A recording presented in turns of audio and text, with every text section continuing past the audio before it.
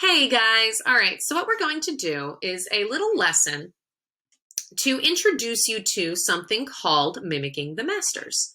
And what that means is that we are going to copy the style and the vivid vocabulary. It'd be really cool if I could get my picture to move over. There we go.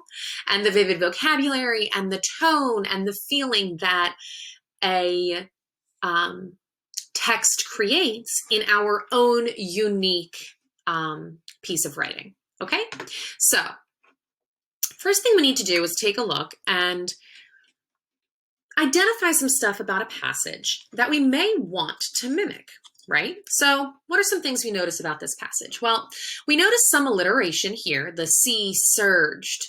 We have bitter and blowing. We have this rhyming phrase right here, sleep deep. We also have some vivid vocabulary. Again, frozen and surged and bitter and blowing and savage and creatures, iron hammered, shining bits of metal, woven, and death, right? So all of those are vivid vocab words. So we've seen some alliteration and some vivid vocab. The images here are really intense. The feeling of this passage is it's very dark. It's very ominous, right? The frozen sea surged around me. It grew dark. The wind turned bitter, blowing from the north, and the waves were savage. Creatures who sleep deep in the sea were stirred into life, and the iron-hammered links of my mail shirt, these shining bits of metal woven across my breast, saved me from death. So there's a very ominous feel. Now, at the end, of course, because Beowulf is saved from death by his chainmail, there's a little bit more of a kind of an upbeat feel at the end, I guess. But the rest of the passage is very dark and ominous, right?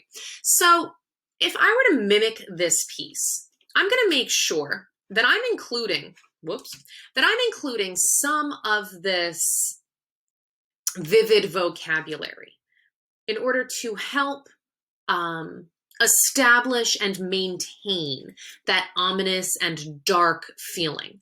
I also want to make sure that my syntax or my diction, so my other word choice and my sentence structure, is very similar to the original piece. All right.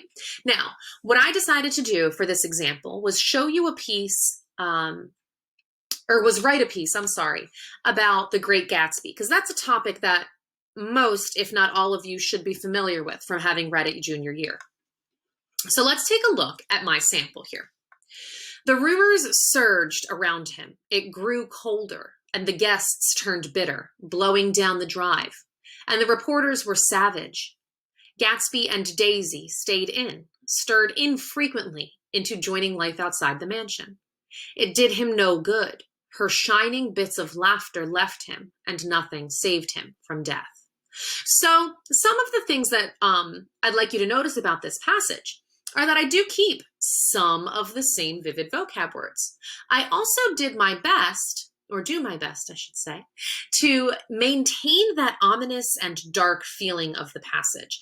This passage doesn't have that hopeful end that the other one does, because it says at the end here, nothing saved him from death.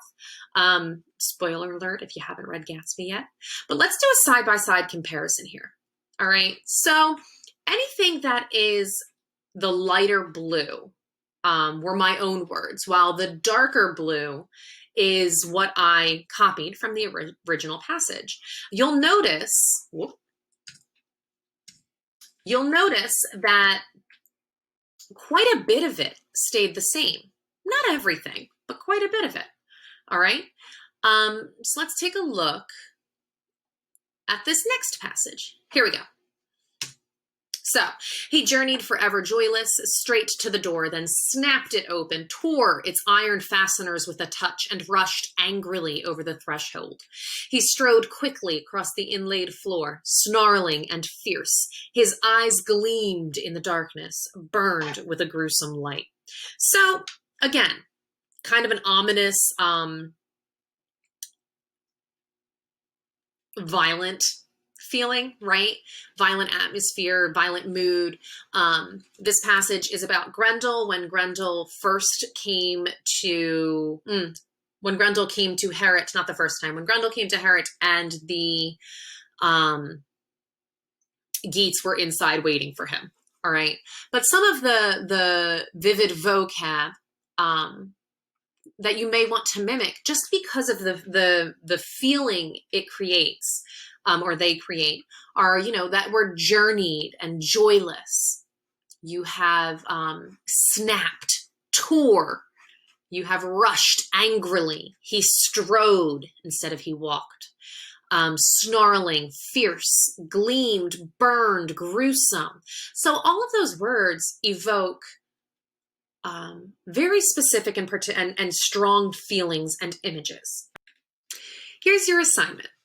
You are going to mimic the style of a passage from Beowulf, making sure to accurately maintain the atmosphere and mood, tone, syntax, diction, etc. in your own unique writing. You've been given 6 excerpts from Beowulf on Classroom. Choose an excerpt you wish to modify. Copy that excerpt into the Mimicking the Masters original piece document that is shared with you on the assignment page. Substitute whatever words you feel are necessary so that the modified version reflects you. So you want to make sure that in your assignment, in your original and unique piece of writing, you are still maintaining that original feeling from the Beowulf passage. All right. Here's an example about me using that first passage that I shared with you. Okay. The sun beat down, scorching my head. Mid-afternoon, there was no relief from the overwhelming heat. Horses dripped with sweat. Foam gathered on their nostrils and flanks and around the metal bits they chewed. One careened by out of control, and it was only that hard plastic helmet and soft sand that saved me from shattering to pieces.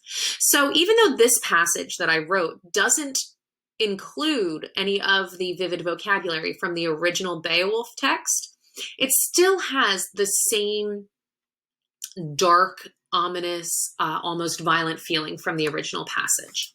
All right. It also uses vivid vocabulary: scorching, beat, overwhelming, dripped, nostrils, foam, metal bits they chewed, careened, hard plastic, soft sand, shattering. So all of those vivid vocabulary words help create and maintain that atmosphere. They also help to establish a very specific image, right? All right, so here is one more sample. And I'm actually not going to read this sample to you. I'm going to ask you to identify some of the vivid vocabulary that remained the same in my passage, which is this one over here to the right, as in the original passage, which is this one here to the left, that I pulled from Beowulf. I also want you to think about what this passage that I wrote could be about. And I want you to determine what the feeling of my passage is as compared to the feeling of the original text. Are they similar? Did I do a good job mimicking that feeling? Is the image created, or are the images created in this passage as strong as the ones created in this passage? So tell me what you think. Your rough draft will be due today by 8 p.m., not 3 p.m. As your usual assignments are. All right. Please follow the directions on the assignment page. Have a good day.